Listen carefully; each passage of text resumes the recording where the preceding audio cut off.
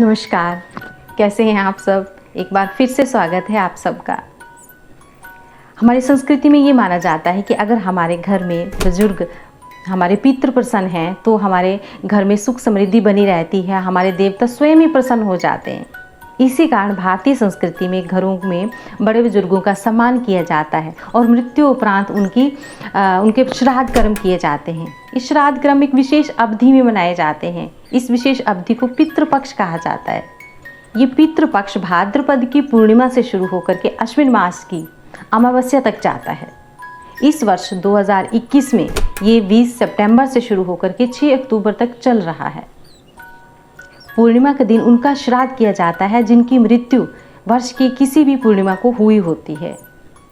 जिस तिथि को घर के बुजुर्ग की मृत्यु हुई होती है, पितृपक्ष की उसी तिथि को उनका श्राद्ध किया जाता है।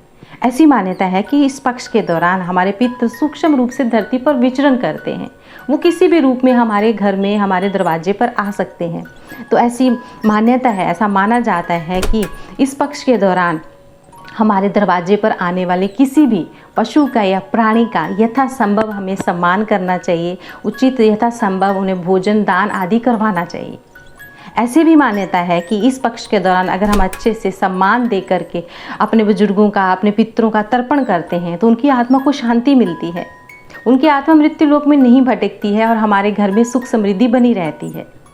इसके अलावा ज्योतिष शास्त्र के अनुसार भी जाति की सफलता के लिए, उसको संतान प्राप्ति के लिए, घर में सुख समृद्धि के लिए पितृदोष एक अहम भूमिका निभाता है।